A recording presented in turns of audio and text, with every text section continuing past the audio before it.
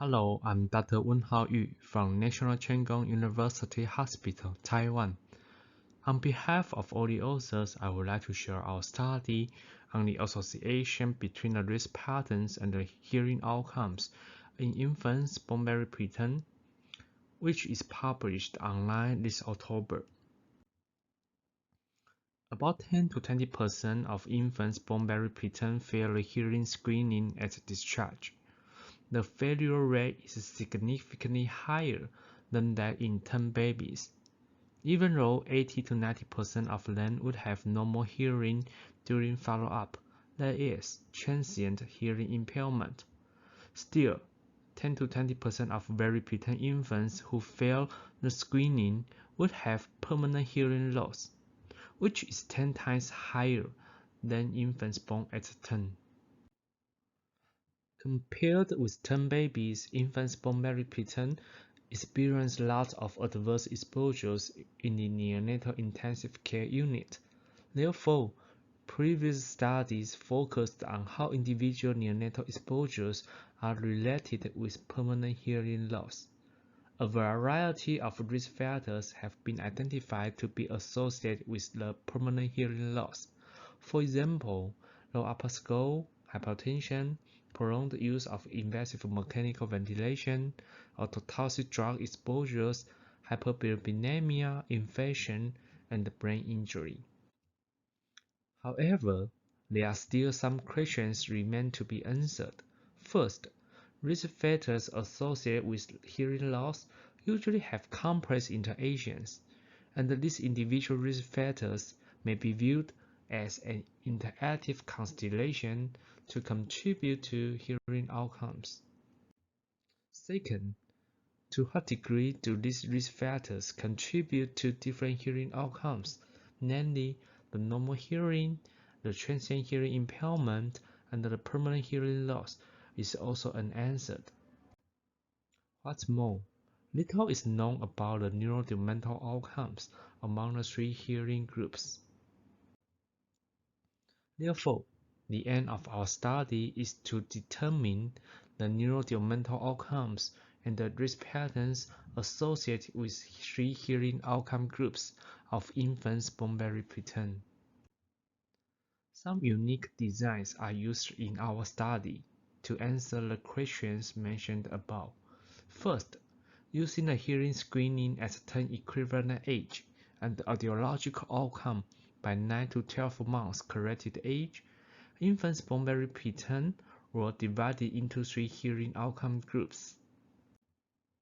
Second, because risk factors associated with hearing impairment are usually correlated, we use a clustering analysis, that is, principal component analysis, to reduce these intercorrelated risks into a few weighted principal components while retaining most of the variation.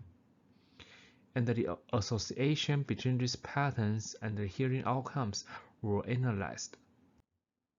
Third, to reduce the bias and the confounding variables associated with the small sample size in the permanent hearing loss and the transient hearing impairment groups, we used the propensity score matching in a 1:2 ratio to validate the results.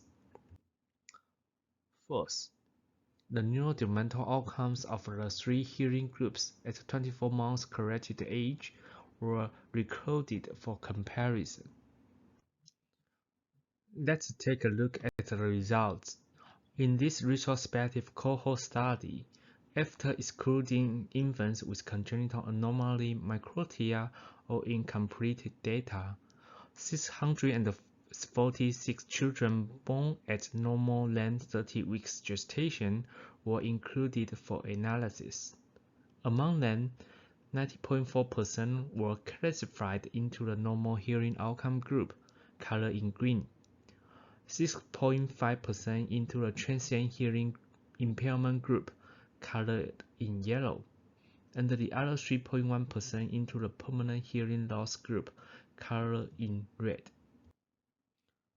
For the risks of the three hearing outcomes, we can see the transient hearing impairment and the permanent hearing loss groups had a higher rate of adverse exposures than the normal hearing outcome group in several aspects, including infection inflammation, hemodynamic instability, treatment for hyperbilinemia, medication exposures, ventilation support, and the brain injury. From the 10 risk factors with p-value less than 0.1 in the previous two slides, principal component analysis yield 3 components. Principal component 1 in blue color represents hemodynamic and respiratory instability, including the duration of inotropic agents, invasive mechanical ventilation, and the frequency of fresh frozen plasma transfusion. Principal component 2, in green color, represents ototoxic medication and oxygen exposure, such as frequencies and durations of using diuretics, aminoglycoside, non-steroidal anti-inflammatory drugs, and oxygen exposure. Principal component 3, in yellow color, represents infection documented by blood culture and hyperbilinemia requiring intensive phototherapy. Infants of the 3 hearing outcomes had a different severity distribution of the 3 risk components generated by principal component analysis.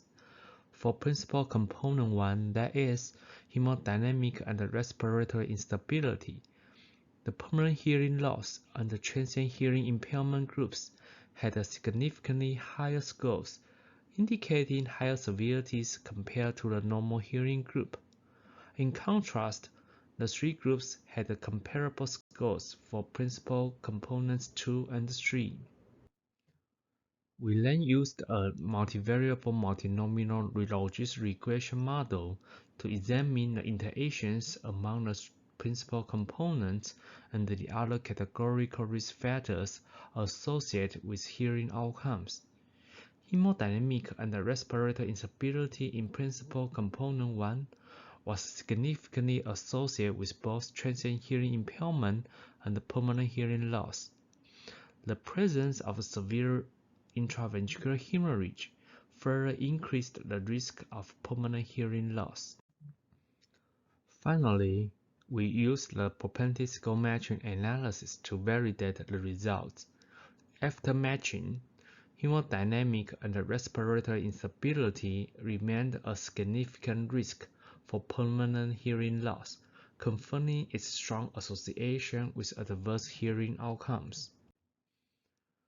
At 24 months of corrected age, infants in the permanent hearing loss and the transient hearing impairment groups had a significantly higher rate of cognitive delay, motor delay, and cerebral palsy, suggesting these patients could have extensive neurodevelopmental deficits in addition to hearing impairment, and a comprehensive neurodevelopmental follow-up program is necessary. In summary, this paper has 2 take-home messages. First, about 10% of very preterm infants failed the hearing screening at term equivalent age, and these infants have a higher rate of neurodevelopmental impairment at follow-up. Second, we identified 3 risk patterns associated with hearing outcomes by principal component analysis, with increasing hemodynamic and respiratory instability being the most significant risk pattern associated with hearing impairment, and the severe intraventricular hemorrhage being the additional risk factor for permanent hearing loss. Therefore, bundle critical care targeting on hemodynamic and respiratory instability and the intraventricular hemorrhage may help to improve hearing outcomes in very preterm infants. This is the end of my talk. Thanks for your attention.